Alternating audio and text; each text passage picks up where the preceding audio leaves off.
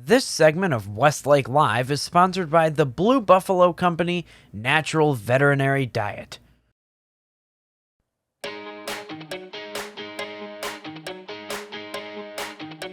SLA Video Productions presents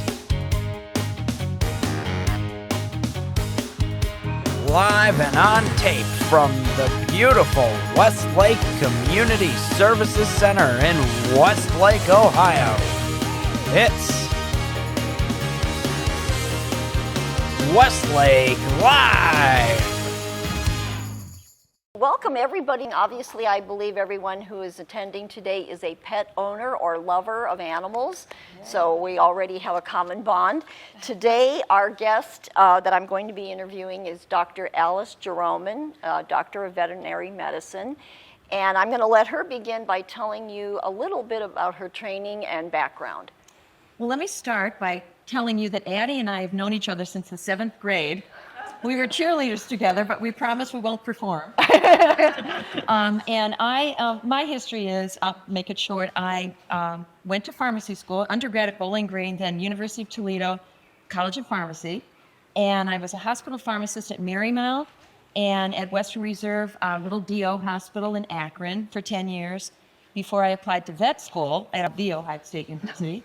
Got in, and much to my husband's chagrin, I commuted. I came home every weekend from Columbus and worked every other to put myself through up until 1987 when I had to be in Columbus in ICU to take care of patients. So I graduated vet school and was in general practice for a while and decided I wanted to specialize, which a lot of people aren't of knowledge that there are specialty areas in veterinary medicine. There's 23 specialty areas. I specialized in allergy and dermatology. And to do that, I did a year internship, then a 3-year residency. Then you publish and do things like that and take your 2-day board exam, and then you are board certified in that specialty. So I opened my own practice. We restored a little century home in Richfield, and that was my office for 30 years. And I retired 2 years ago. And that's it. So as you can tell, she's quite educated and knows her field very well. So since it's summertime, I think we're going to start by asking Alice just some practical things to keep in mind when we have extremes of weather, whether it's summer, as we're experiencing now, but also during the winter, because I think people sometimes overestimate, like if an animal has a fur coat, well, they're probably not cold if they're outside in the winter, which may not be true. So give us some practical tips for both seasons. Well, we'll start with summer. Certainly, it's a beautiful day today, low humidity. I would walk my dog in the morning early. After, say now, 11, that'd be it. It's too hot to walk a dog right now. And what people don't understand is the pushed-in nose breeds, we call them brachycephalics, they can't take the heat at all. I mean, think about it. Their little nose is this long compared to a collie who's that long, and that's their cooling device. So they overheat very quickly, and then their larynx swells, those muscles, and they can actually suffocate. So the little short-nosed breeds really shouldn't be out in the heat at all. Long-nosed breeds, yes, walk in the morning, plenty of water. The cement can be really hot. Pads are very sensitive, and, they sweat through their pads. So we've got to be careful about that. The big deal, going to the beach also for the sand. Yes, going to the beach, and we're going to mention dog parks too.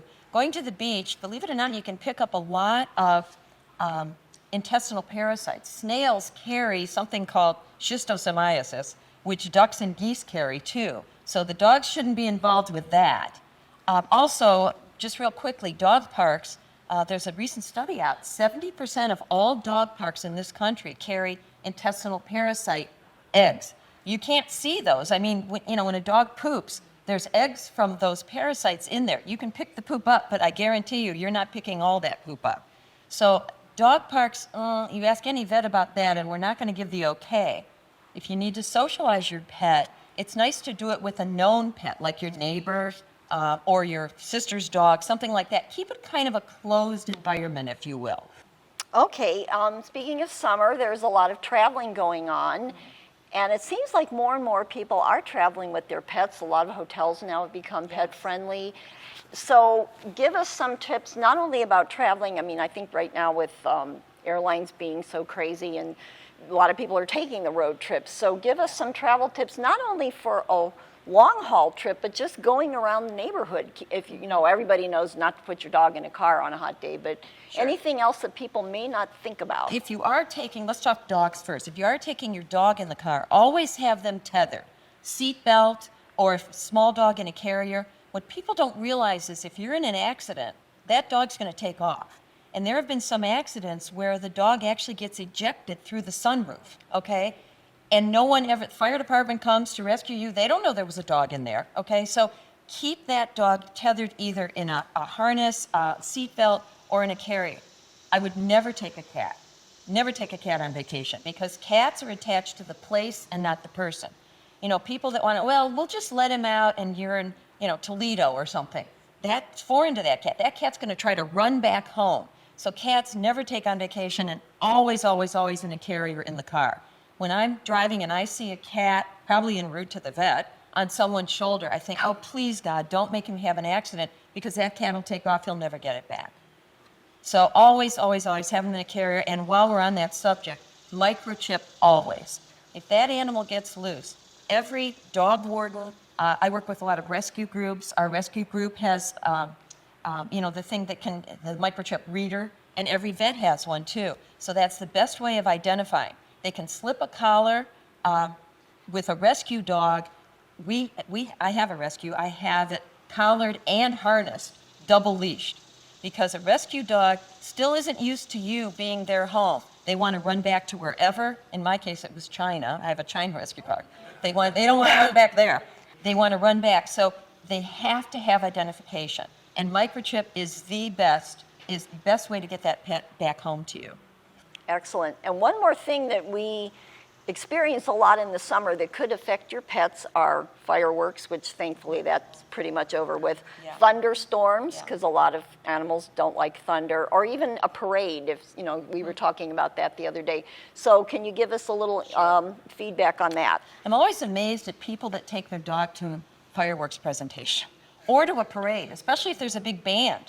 You'll see they're very, very nervous. They try to turn around and get behind you. They don't need that stimulation, okay? They need to be home where it's nice. You can go with the kids and have fun. If you have a dog that's afraid, a thundershirt can help. There's medication. There's something called trazodone that you can get from your vet. The other thing that they're trying to tell you to do for fireworks to get them used to it is to get them used to loud noises and give them treats when they hear that. So that, okay, maybe this is more of a happy thing instead of an afraid thing.